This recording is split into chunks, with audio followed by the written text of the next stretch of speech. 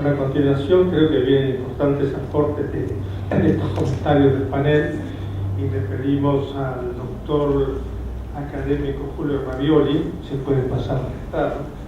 He escuchado con detenimiento la exposición del doctor March. No soy un experto, muy lejos de tener conocimientos de informática. Soy un práctico que maneja un ordenador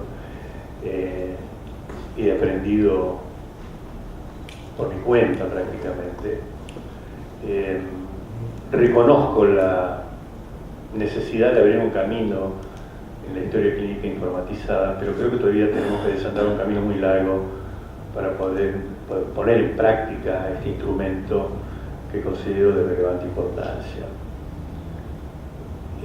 Yo me formé en una escuela semiológica y clínica hace 50 años que me recibí de médico y soy un ferviente admirador de la historia clínica cronológica. Recuerdo mis épocas de estudiante, de unidad hospitalaria y de residente, que éramos controlados en la confección de la historia clínica, y en aquella época una historia clínica de la cátedra de Fustinoni, de la cátedra de Bota, de la cátedra de Macedo, de la cátedra de Casanegra, de la cátedra de Beretervide, tenía la misma confección, hiciera quien lo hiciera. No había diferencias en la confección de la historia clínica. La historia clínica orientada al problema, que utilizan mucho los médicos de familia, la he visto utilizada mucho por los médicos de familia, se ha sintetizado de tal forma que yo, que soy un médico legista, que me he dedicado durante mucho tiempo a la educación y también actúo como consultor técnico en casos de demandas contra médicos, veo que cada vez más se reduce la información que se vuelve en la historia clínica y no es comprensible ni para mí que soy médico, porque los médicos utilizan abreviaturas que no son comprendidas por todo el mundo. Cada especialidad tiene una jerga determinada que la lleva a abreviaturas que no entendemos el resto de los médicos. Por lo tanto, creo que algo por lo cual deberíamos trabajar y ponernos de acuerdo es qué modelo de historia clínica informatizada tenemos que utilizar. Y que ese tipo de modelo, de alguna forma, pudiera, aunque la palabra imponerse no me gusta demasiado, pero de alguna forma debería ser reconocida en forma uniforme, como era reconocida aquella historia clínica cronológica. Y que esta historia clínica informatizada pueda ser leída e interpretada por un médico de cualquier institución. Eso sería un objetivo que habría que plantearse. Veo con frecuencia pseudo historias clínicas informatizadas utilizadas en muchas instituciones, donde por ejemplo he tenido oportunidad de ver que un médico que no estaba en la institución figura como atendiendo a una persona porque su clave de ingreso fue utilizada por otro médico y ese médico que no estaba en la institución está actualmente procesado en el fuero civil por una mala praxis. Además, observo que los médicos, sobre todo los médicos jóvenes, escriben en la historia clínica, esta pseudo historia clínica informatizada, como si fuera Twitter. Tienen una forma de escribir que solamente entienden ellos. Y la historia clínica está hecha para terceros. Yo creo que una idea que los médicos tenemos que mantener y que debemos enseñar es que la historia clínica no la hago para mí. La hago para mí, pero fundamentalmente para que terceras personas la puedan interpretar. Y estas terceras personas no necesariamente son médicos, porque la historia clínica tiene implicancias biomédicas, médicas, médico-legales, jurídicas, administrativas, contables. Entonces, todos estos aspectos deberían estar contemplados y me parece que fundamentalmente el tema pasa por la educación médica. Digamos, esto es un instrumento muy válido, la historia clínica informatizada, creo que a la corta, a la mediana o a la larga se va a tener que imponer porque los archivos ya son insuficientes, los archivos están fuera de las instituciones, las historias clínicas se pierden, los papeles se pierden, se intercalan, se alteran, el orden cronológico no se respeta. Tiene muchos efectos la historia clínica, hoy en día la historia clínica manuscrita, no es como aquella historia clínica que nosotros hacíamos, los médicos no tienen tiempo. Hay un hermoso artículo del doctor Agres que se llama El ocaso de la semiología, que nos revela a los médicos cómo hemos perdido esa condición que durante muchos años tuvimos y que era la de entablar el diálogo con el paciente. Creo que debemos luchar por rescatar esta posibilidad, aunque hoy la medicina se ejerce a un ritmo vertiginoso, maratónico. Si lo pudiéramos traducir a un idioma deportivo, yo le diría que hoy la medicina es saque y volea, no es juego desde el fondo para ganar un punto. Y esta condición de vértigo genera problemas que a la larga terminan muchas veces en demandas.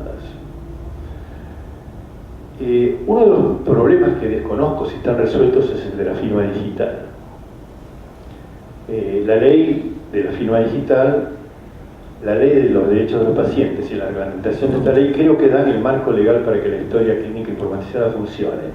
Y creo que las definiciones que dan la ley y el reglamento, que son muy sintéticas y que apuntan sobre todo a la seguridad de la historia clínica informatizada, no requieren más que esta enunciación. Yo creo que la estructura, el funcionamiento, el tipo, el modelo de historia clínica la tienen que determinar, como dijo el doctor Marx, los abogados, los médicos y los especialistas en informática. De ahí tiene que surgir el modelo.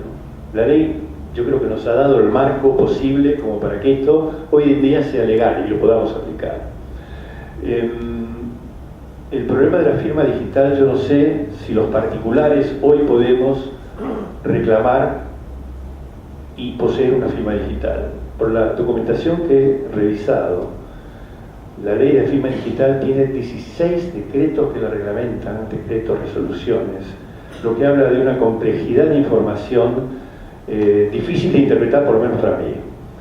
Y aquellos organismos que validan la firma digital, tengo entendido, a lo mejor estoy equivocado, que hoy en día a los particulares no se les permite todavía ejercer este derecho de tener una firma digital. Es algo que lo quiero plantear al panel para ver si esto es cierto o no es cierto hoy en día. Creo como una conclusión de todo lo que se ha hablado y de cuál es mi experiencia en el ámbito de la docencia, de trabajar con médicos y tratar de reclamarles que la historia clínica es un documento que en caso de cuestionamiento es la tabla de salvación o el hierro que los va a hundir. Creo que tendríamos que trabajar en la educación, seguir trabajando en la educación médica. El instrumento no nos va a resolver los problemas en la medida que los médicos no sepan llenarlo. Y creo que hoy estamos viviendo un déficit en la formación médica respecto de lo que tiene que ser una historia clínica y de cuáles son aquellos datos que son necesarios y que deben estar en la historia clínica. Estoy cansado de ver historias clínicas donde no existe un antecedente de lo que fue la historia, la patobiografía del paciente. Lo único que se apunta es al motivo actual de internación con una sucinta información que no puede ser evaluada por un tercero.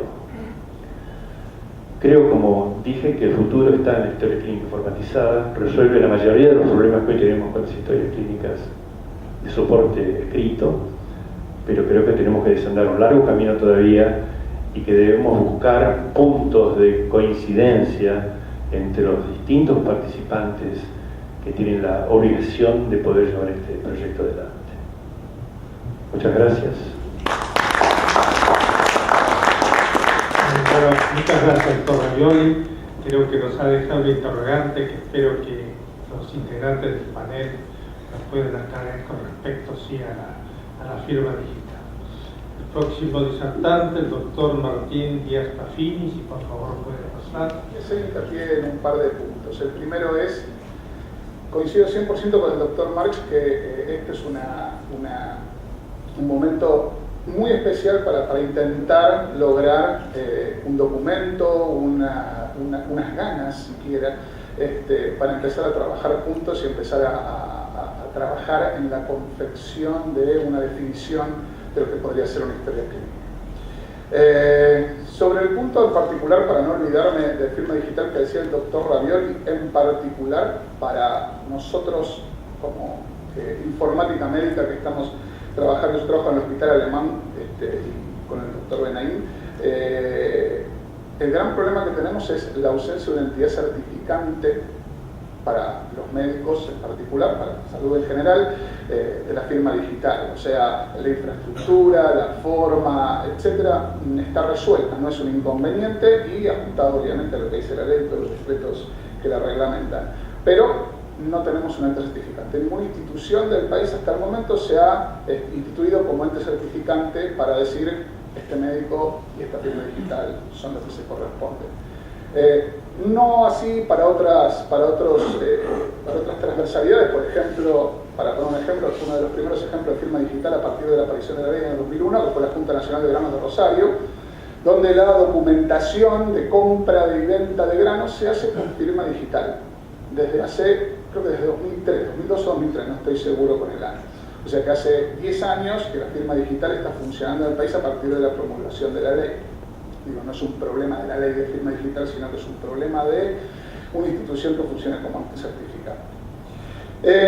Con respecto a otro tema que me gustaría soslayar, es esto que marcaba el doctor March en un momento de que los hechos a veces van por delante de las leyes. En el año 2006, en el hospital alemán, por una cuestión práctica, empezamos a tener la posibilidad de imprimir las recetas que hacían los médicos. En el sistema se cargaban cuáles eran las indicaciones farmacológicas que hacían los médicos para sus pacientes y teníamos la posibilidad de imprimirlas, teníamos la información, toda la información necesaria para poder imprimir las recetas.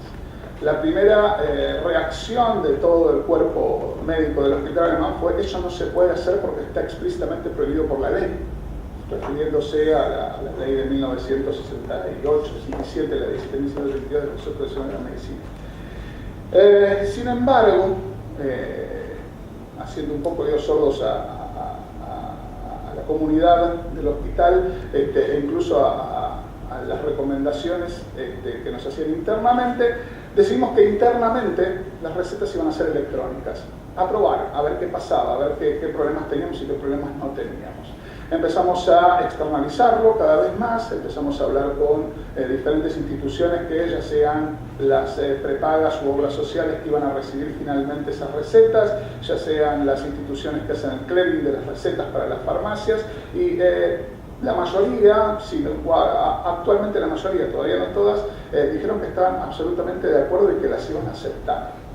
Y hasta la fecha, desde el 2006, en esta implementación paulatina, no hemos tenido hasta ahora ninguna demanda ni ningún inconveniente, ¿sí?, con el hecho de que la receta sea electrónica. La firma del médico sigue siendo manuscrita, les aclaro, la firma del profesional que hace esa receta, pero tanto el nombre de la droga, eventualmente el nombre comercial sugerido, las indicaciones, las cantidades, etcétera, van directamente a partir del sistema informático, apretando un botón y imprimiendo las recetas que correspondan.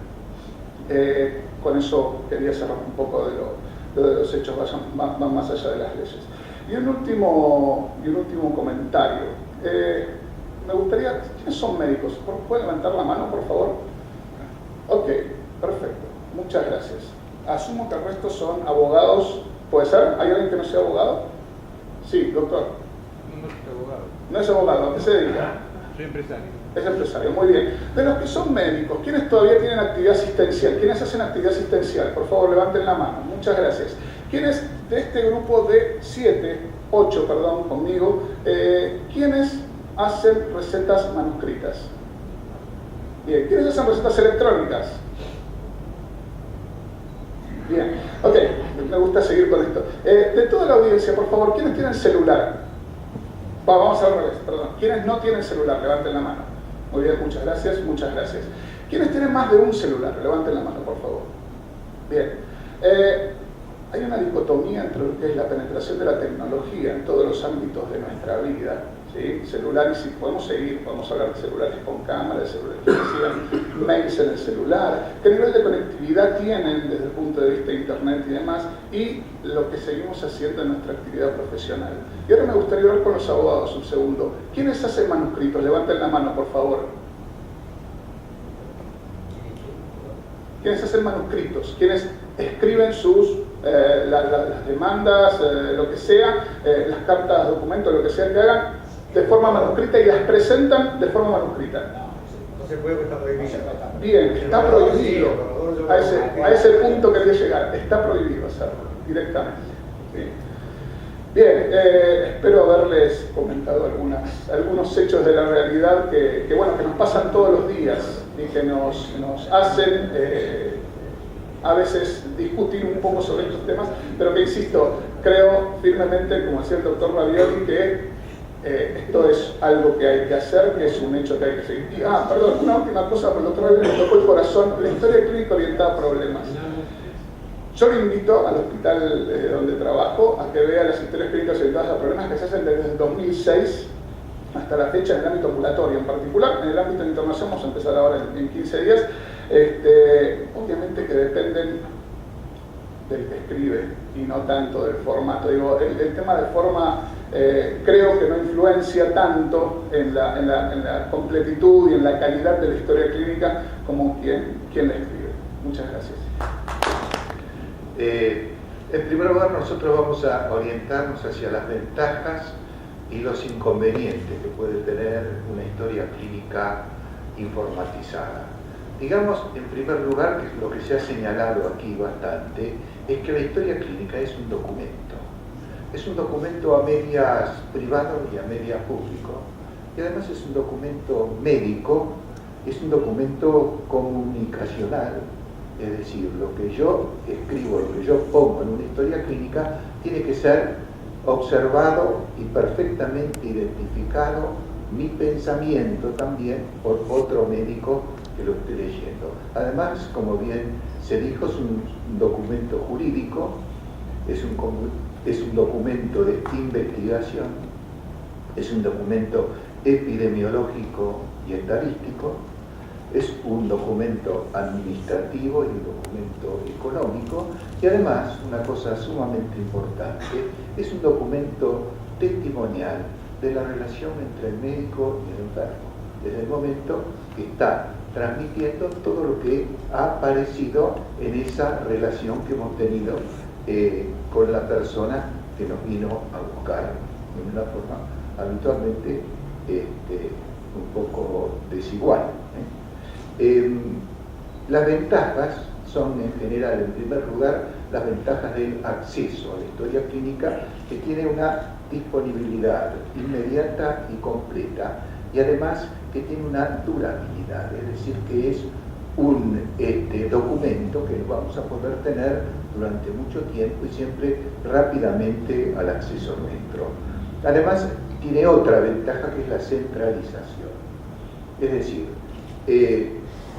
voy a tener la posibilidad de comunicarme con una central y al mismo tiempo observar las opiniones de los otros médicos que están atendiendo a ese paciente y que comparten el enfermo, y ver también en alguna forma cómo ha sido el pensamiento médico de ese profesional y cuál ha sido su conducta.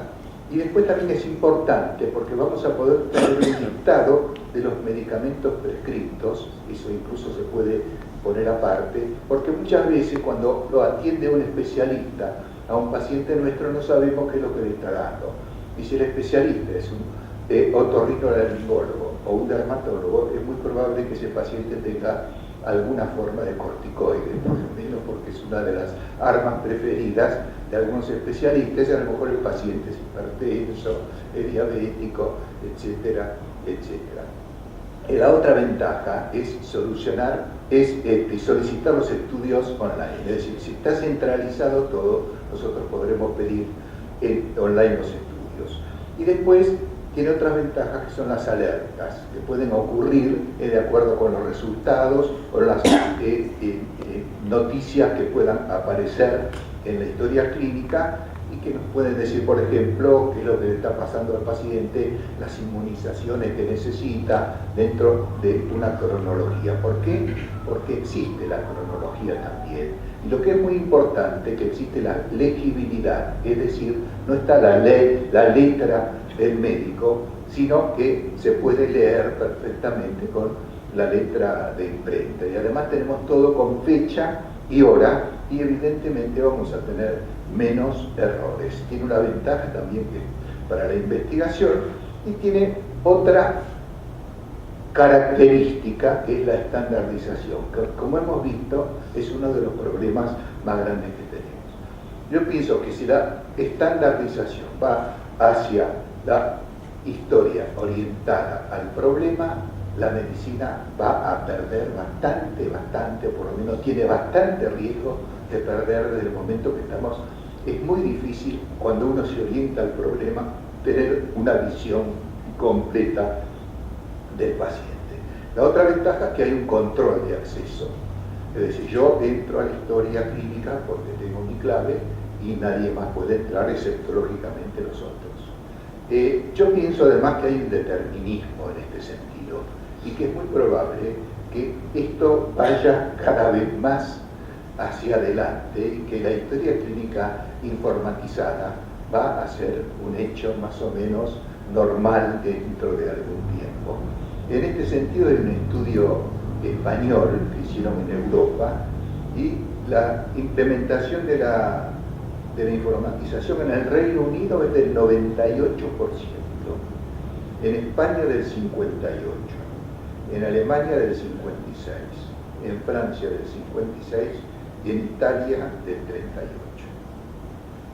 También voy a decir que no, como dijo por otra parte el doctor Ravioli, que no es de mi amor, por decirlo de alguna forma, la historia clínica informatizada. Yo también tengo los mismos años de médico que Ravioli y realmente esa relación que se establece con el paciente es muy difícil tenerla con la historia clínica informatizada. En primer lugar, como inconveniente podemos decir que vamos a depender de la tecnología. Eso puede ser una ventaja y puede ser también un inconveniente. En primer lugar, las caídas del sistema. Eso ocurre en todas las redes, informatizadas del mundo. Aquí ocurre. La otra posibilidad es la entrada de virus. Lo otro que puede ser incómodo para el médico es la jerga informática. Hemos visto como el doctor March ha mechado muchas palabras que para nosotros son palabras un poco raras o de poca utilización y que sin embargo en los informáticos tienen valor y tienen significado. Y después el otro problema es que el personal muchas veces es reacio a entrar en este tipo de problemas y que necesita una capacitación. Es decir, es necesario capacitar al médico o capacitar a la persona que va a estar en la historia clínica para que pueda realmente transferir bien los datos. El otro riesgo es el de la privacidad y de la confidencialidad.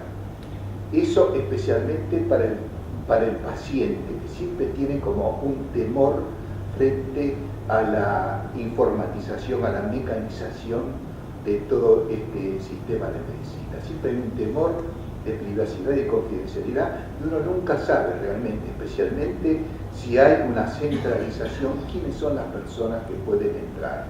Ya tenemos el grave problema en este momento de los médicos, que cuando hacemos una receta tenemos que poner un diagnóstico que es visto por el empleado de la farmacia, por la empleada administrativa de la prepaga o de la obra social, por el que hace las cuentas en la obra social y por el que cualquier persona que pueda ver una receta. Y eso realmente no es agradable para nadie, además que está en contra de la ley. Después está el otro problema, que es el costo inicial, es decir, cuesta hacer un sistema de este tipo, si bien después puede ser más barato, es un sistema que nos va a obligar a un dispendio. Y el otro problema es la relación médico-paciente. Muchos enfermos dicen, en lugar de mirarme a mí, mira la pantalla. Es decir, eso existe sin duda alguna cuando el paciente, cuando el médico tiene que cargar los datos, evidentemente es muy distinto cuando está frente a ellos y los está anotando que cuando está frente a una pantalla y observa todo y planifica el tratamiento, y etcétera, etcétera, a través de un teclado y una computadora. Es decir, que hay una desconfianza en general por parte del paciente y esta relación médico-enfermo que se puede realmente alterar. El otro riesgo es la pérdida. Esto también ocurre, que se borre todo, que no sabemos cómo, que tocamos un botón, o que apareció esto, o que el disco rígido se pinchó y se arruinó y nos quedamos sin. Por eso se puede evitar sin duda alguna con el backup, de forma más o menos periódica, pero también es un trabajo extra. Es sin duda alguna, como todas las cosas que se pueden emplear, como vemos, tiene sus ventajas y sus defectos. Esperemos, porque yo pienso en este sentido, soy fatalista y determinista, que esto va a venir sí o sí. Esperemos que tengamos muchas más ventajas que inconvenientes. Muchas gracias. Voy a hacer solamente algún agregado a los conceptos que desarrollaba el doctor Welles sobre la responsabilidad médica y después alguna mención a la historia clínica como elemento que para nosotros los abogados funciona bajo el punto de vista del régimen probatorio ante un proceso civil o penal, ¿no es cierto? Ahora bien, con relación a la responsabilidad médica, como bien lo dijo el doctor Welles, nosotros enseñamos que se trata de la responsabilidad civil, no la responsabilidad penal, ni la responsabilidad administrativa, ni las responsabilidades éticas a las que nos estamos refiriendo, donde siempre es una especie de síntesis de una suma de elementos que da como resultado la necesidad de indemnizar. Es decir, la responsabilidad civil llega a esa conclusión, donde alguien es responsable, puede ser un médico, ser un abogado, un arquitecto o cualquier persona común, y tiene una obligación de indemnizar. Indemnizar es dejar indemne, es dejar a una persona como estaba antes del hecho dañoso o del perjuicio que se le ha infligido. Eso es todo. Eso es todo, es decir, generalmente las indemnizaciones son indemnizaciones económicas. La responsabilidad médica es un supuesto de la responsabilidad profesional en general, la que a su vez es un subcaso de la responsabilidad civil, es decir, es nada más que eso. Ahora bien, para que haya responsabilidad decíamos que es necesario que se sume una serie de elementos. Y el primer elemento es que el hecho que ocasiona o puede llevar a la responsabilidad sea un hecho antijurídico, es decir, que sea contrario a la ley. Porque cuando alguien obra de acuerdo a la ley, hay un artículo del Código Civil, artículo 1071, muy preciso y muy claro, es que el cumplimiento de un deber legal o el cumplimiento de un derecho propio o de una obligación legal no puede traer como ilicitud ningún acto, y que aquel que es un derecho subjetivo nunca lo puede llevar al campo de la ilicitud. Por ello, ese acto debe ser antijurídico. En el caso de los profesionales, realmente el acto antijurídico es cuando violan cualquier norma del plexo normativo, es decir, de todo lo jurídico, o bien alguna norma muy precisa, muy concreta, que hace al ejercicio de determinadas profesiones. Es decir, que si en los deberes de los médicos establecieron las leyes reglamentarias para determinadas conductas, cuando estas conductas se violan, el accionar es antijurídico.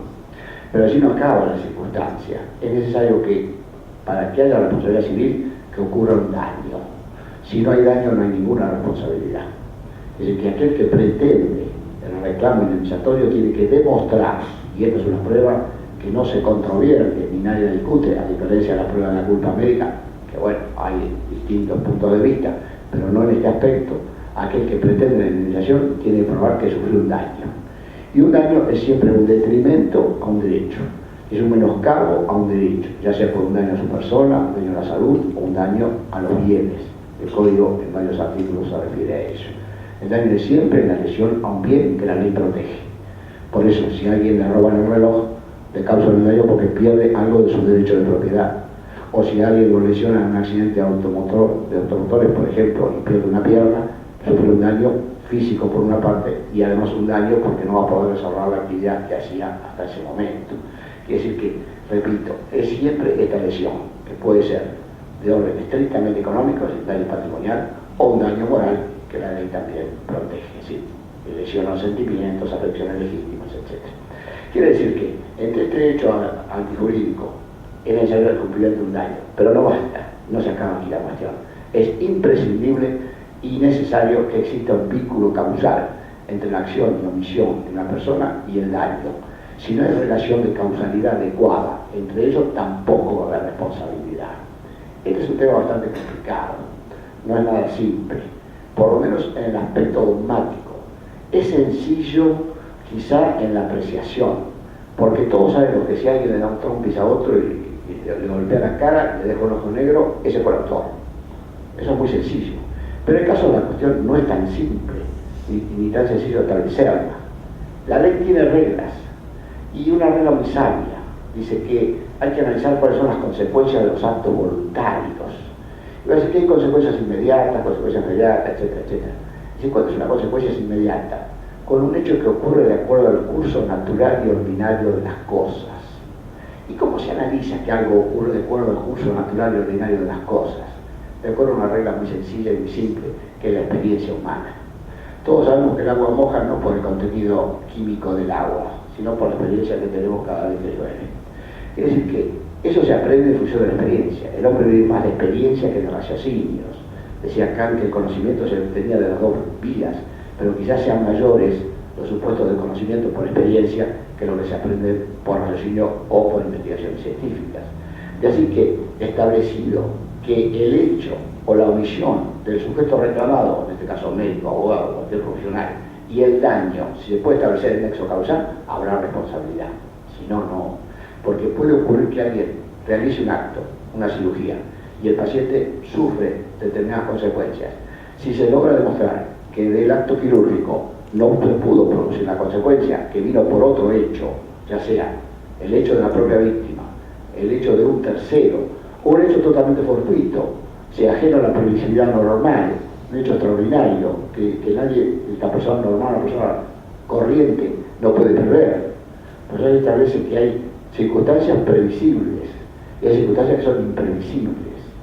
El número de la lotería próxima es imprevisible. Si no lo traemos acá nosotros, ya lo hubiéramos comprado, seríamos felices de poder tener el premio mayor, porque eso es imprevisible. Son circunstancias que la mente humana normal no lo puede prever. Allí que hay grandes adivinos, grandes profetas, son casos muy particulares que la gente no cree mucho en ellos. Esa imprevisibilidad lleva a que de ese hecho imprevisible no se responde. ¿Por qué? Porque de la cadena de condiciones que lleva desde el acto, sea acto médico o cualquier otro, hasta el resultado dañoso, debe brindarse una serie de condiciones que se unen una a otra. Y la primera tiene que ser idónea para producir el resultado. En síntesis, repito, este es uno de los temas, quizá bajo el punto de vista jurídico, un poco complejo, un poco difícil, pero que la experiencia común nos lleva a conocer. Si nosotros sabemos cuando alguien realiza un determinado acto, si eso podía llevar o no al resultado. Es decir, que el grave y grueso error de diagnóstico puede llevar a la responsabilidad del médico. O la muy mal llevada historia clínica con enmendaduras, tachaduras y cosas ilegibles puede llegar a presumir que no hay mucho de certeza en lo que se dijo en la historia clínica. Ese ha sido el problema. Y cuando los jueces se han metido en estas cuestiones, analizaron esas circunstancias. No porque tengan ningún prejuicio, sino que han entendido que algo raro había. ¿Por qué se tachó determinadas cosas? ¿O por qué no se presentó y se indicó que se había perdido la historia clínica? Con eso no lo van a condenar, pero le van a presumir que algo no está del todo bien. A ello me refería. Es decir, que sumado a estos elementos, más el factor de atribución, que para los profesionales liberales es siempre subjetivo, si hay que probar la culpa, hay que probar haber obrado mal, el error de conducta, que hablan los juristas franceses, Probados todos esos elementos, aparece la responsabilidad civil. No me quiero extender más porque además no tiene sentido. El doctor Wheeler se lo explicó esto sobradamente y con gran profundidad científica, pero quería hacer una mención a la historia clínica. En el derecho, los instrumentos, que son vías de donde se vuelcan conceptos y hechos, pueden ser privados o públicos. Eso dice el Código Civil. El Código Civil, artículo 2002 y siguiente, establece cuáles son los instrumentos privados. Cuáles son aquellos que no se realizan ante oficial público, pero que llevan necesariamente la firma de las partes, o la firma de la parte, cuando al final del instrumento. Si el instrumento no tiene firma, no es instrumento privado. Puede ser un instrumento no firmado, porque la ley prevé documentos no firmados. Documentos no se documenta algo, instrumento es la vía donde aparecen los hechos volcados por las partes. Cuando hacemos un contrato de locación de cosas, por ejemplo, ¿qué hacemos? Un instrumento privado, lleva la firma de las partes. ¿Cuál es el problema? Primero, el desconocimiento no de la firma. Y algo muy importante, el conocimiento si lo que se dijo ahí es cierto o no. Y además que la fecha de su instrumentación, lo que nosotros denominamos la fecha cierta, son dos cuestiones. En cambio, los instrumentos públicos, esos que realizan los funcionarios públicos o los escribanos públicos, esos tienen dos cualidades que superan el instrumento privado, que es la autenticidad, es decir, su propia, dan fe por sí mismos, y la fecha cierta. El día que se indica es el día que se realizó. ¿Qué pasa con la historia clínica? La historia clínica no firmada es un documento no firmado. Su prueba y es relativa, yo diría. Esa es la cuestión. Por eso a las recetas les exigen la firma del médico, no por un capricho, sino para saber quién fue el que ordenó esos medicamentos. Y establecer qué cosa, la autoría. Ya no, yo no fui, no. Es el que firmó en principio, es el responsable del contenido, eso dice el código. Sí, la última, al final, el que firma, se entiende que todo el contenido le pertenece. Ese es el tema. De allí que, por eso les decía, en historias clínicas, informáticas y demás, tienen esta dificultad, carecen de firma. La ley que ha exigido, claro, la ley vieja, el código de 1870, está bien, pero en principio te exige la firma.